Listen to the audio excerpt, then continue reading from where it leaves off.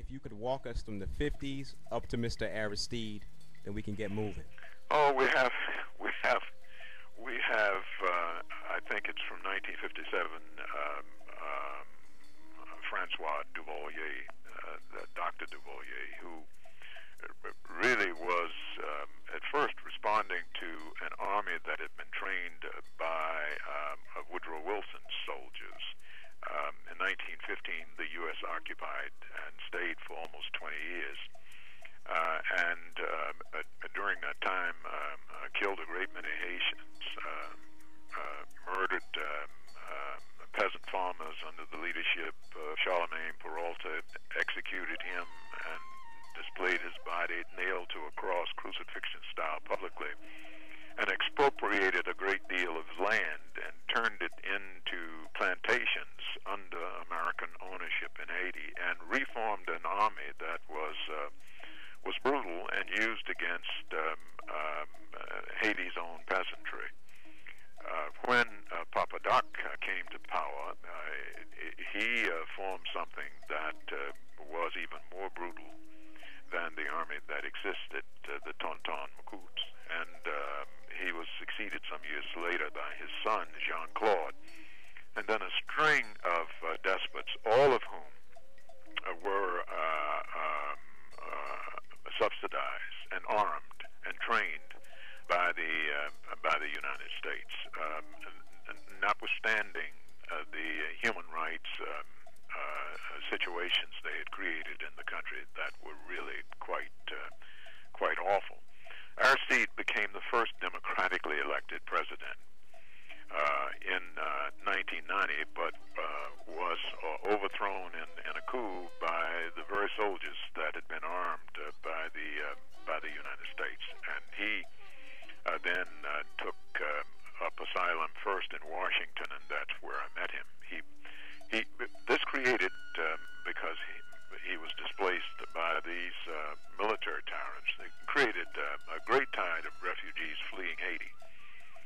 President Clinton welcomed refugees from Cuba to Florida because they played well in Florida. He needed Florida to win his second term, because Florida is critically important with a lot of electoral votes, and so he pandered to the southern Florida Cuban community, but he rounded up Haitians at sea willy-nilly and sent them back to Haiti. Now, international law requires that you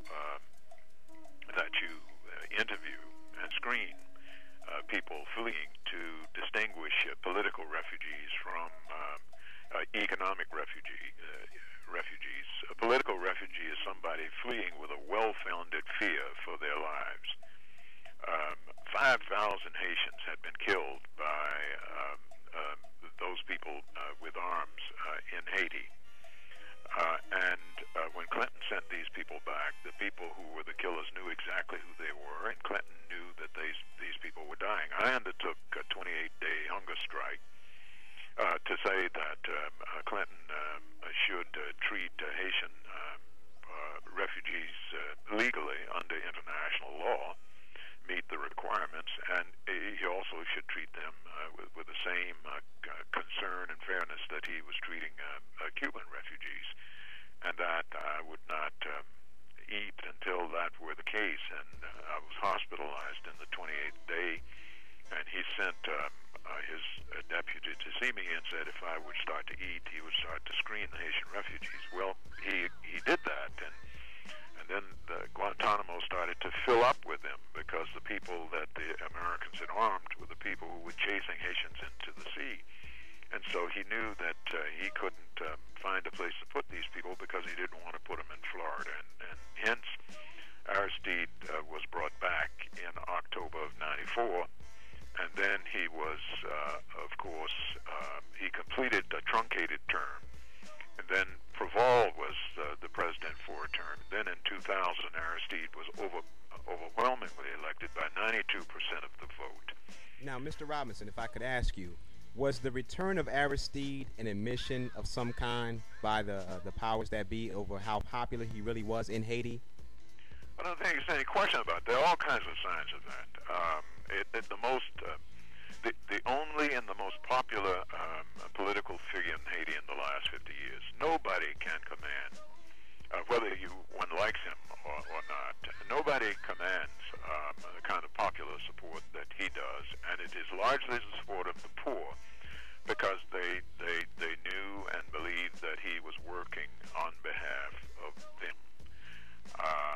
And so that's the situation, and that's why Condoleezza Rice threatened Jamaica about not bringing him and not keeping him in Jamaica, because if he weren't popular, they wouldn't have been so committed to keep him out of the hemisphere, because they knew he has such an extraordinary following in Haiti, and that's why they wanted him in the Central African Republic.